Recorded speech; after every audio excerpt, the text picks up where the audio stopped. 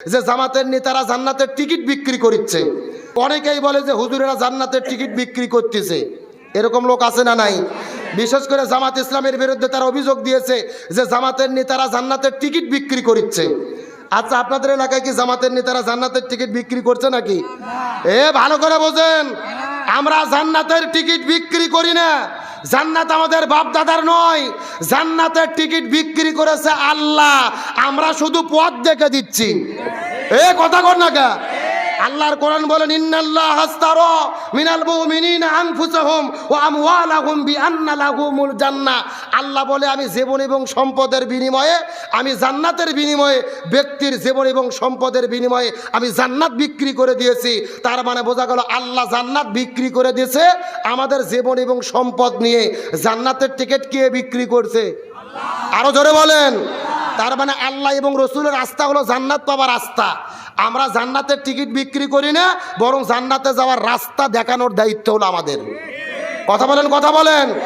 এই বাংলাদেশে বহু দল আছে যারা আওয়ামী লীগ নামক দল করে, তারা বঙ্গবন্ধুর আদর্শ বাস্তবায়ন করতে চায়।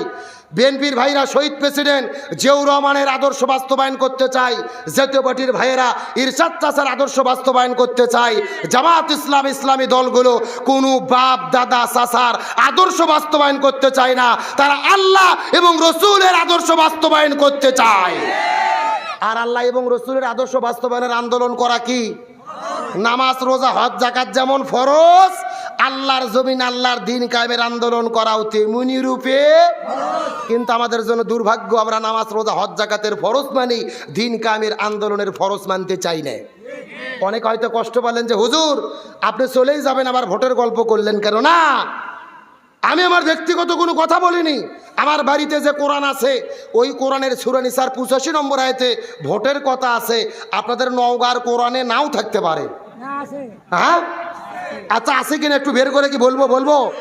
হ্যাঁ, গভীর মনোযোগ লক্ষ্য করুন। আল্লাহর কোরআন বলেছেন, মাইয়াশফা শাফাআতান হাসানাতান ইয়াকুল্লাহু নাসিবুম মিনহা। আল্লাহ বলেন, আপনি যেই লোককে ভোট দেবেন, ওই লোক ভোট পায় ক্ষমতা যাওয়ার পরে যদি মসজিদ মাদ্রাসা করে, রাস্তাঘাট করে, জনগণের কল্যাণে কাজ করে, ওই লোক ভালো কাজ করে যেই সওয়াব পাবে, আপনি ওই লোককে ভোট দেওয়ার কারণে সমপরিমাণ সওয়াব আল্লাহ আপনার আমুল নামার ভেতরে লিখে দেবে। জোরে বলেন না সুবহানাল্লাহ।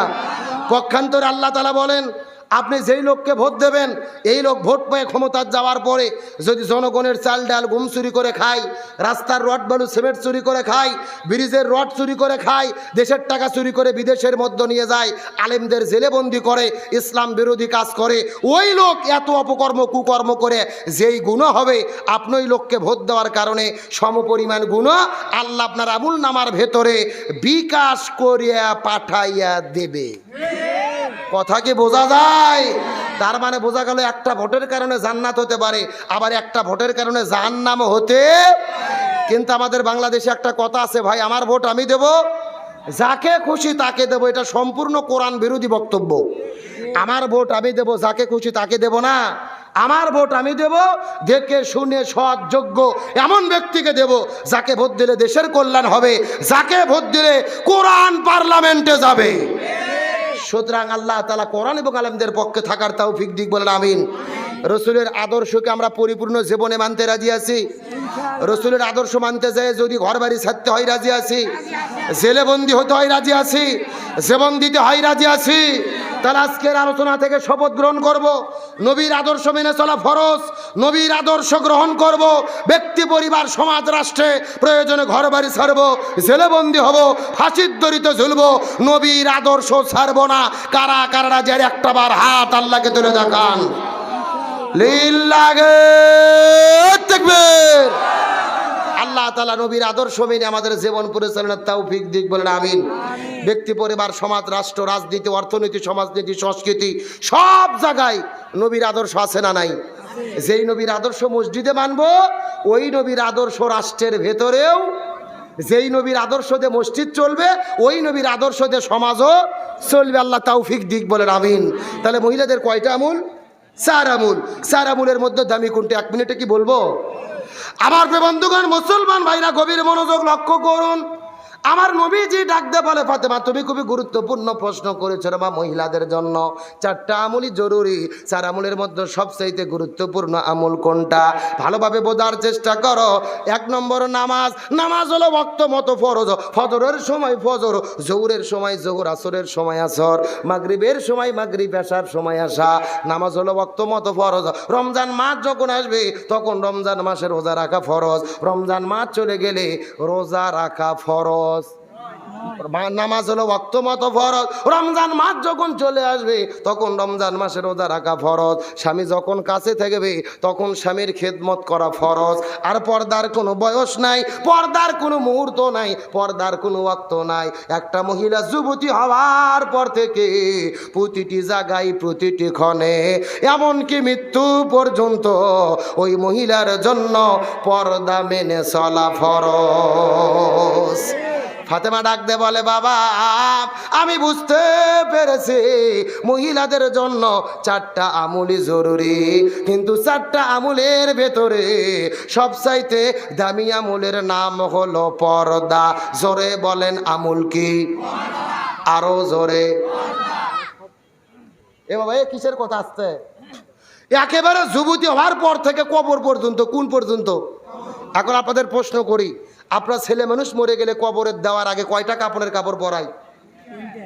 হ্যাঁ, ছেলেদের 3টে, মহিলাদের কয়টা বেশি? কারণ কি? কথা কন, আরো জোরে বলেন। আচ্ছা, আপনারা কবর খোঁড়ার সময় কোন পর্যন্ত খোঁড়েন? ছেলেদের কোন পর্যন্ত? মাজা পর্যন্ত ছেলেদের, আর মহিলাদের? তার কারণ কি? পর্দা।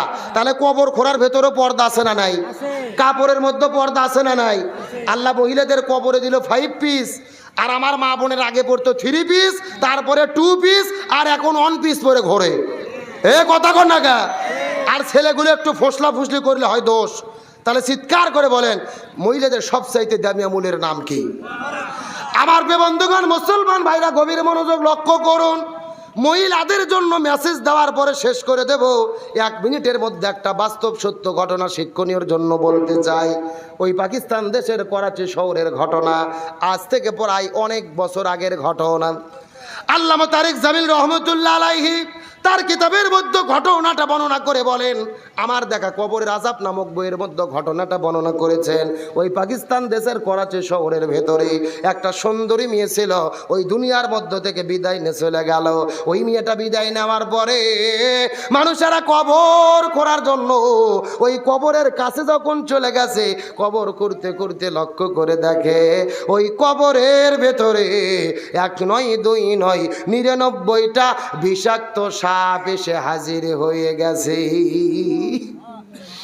মানুষের বড় আশ্চর্য হয়ে গেল, এই দুনিয়ায় কত কবর খনন করেছে, কোন কবরের ভেতরে এইরকম তো সাপ দেখতে পারে নাই। মানুষেরা বড় ভয় পেয়ে গেল।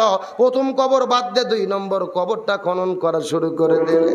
2 নম্বর কবর খনন করতে করতে লক্ষ্য করে দেখে 2 নম্বর কবর যখন খনন হয়ে যাবে, আবার লক্ষ্য করে দেখে ওই 2 নম্বর কবরের ভেতরে আবারও 99টা সাপ এসে হাজির হয়ে গেছে।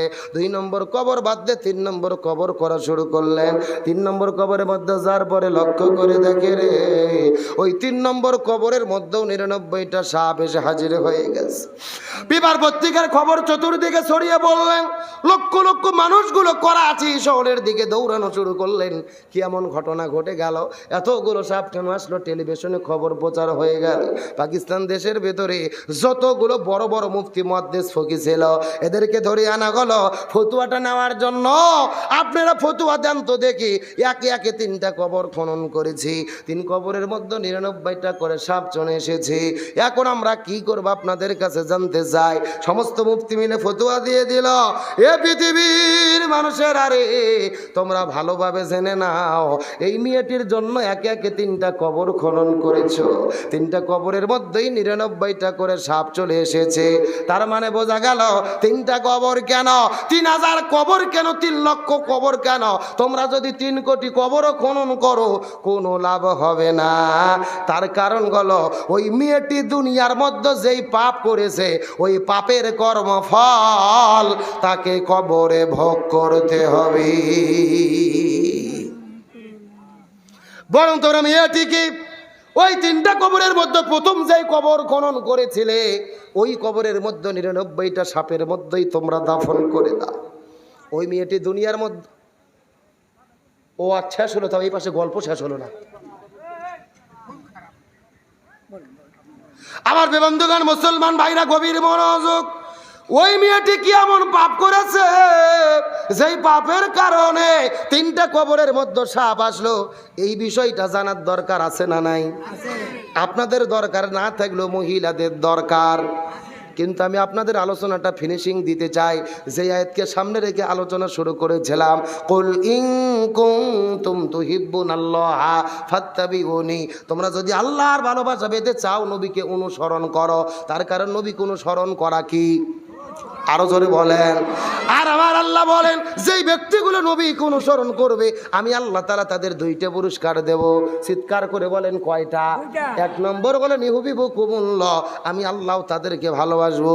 আর 2 নম্বর পুরস্কার হলো ওয়ায়াগফির লাকুম যুনুবাকুম ওয়াল্লাহু গফুরুর রহিম। আল্লাহ বলেন 2 নম্বর পুরস্কার, আমি তাদের জীবনের গুনাহগুলোকে মাফ করে দিয়ে তাদের থাকার জায়গা জান্নাত দিয়ে দেব। বলেন সুবহানাল্লাহ। তাহলে আমরা নবীকে যদি অনুসরণ করি আমাদের কোনো ভয়ও নাই, কোনো টেনশনও নাই। আল্লাহ ভালোবাসবে আর আমাদেরকে জান্নাত দেবে কে? আমরা ইসলামী আন্দোলন করব। কোরআন বিজয় হলো কি না হলো এটা আমাদের দায়িত্ব নয়, আমাদের দায়িত্ব হলো চেষ্টা করা।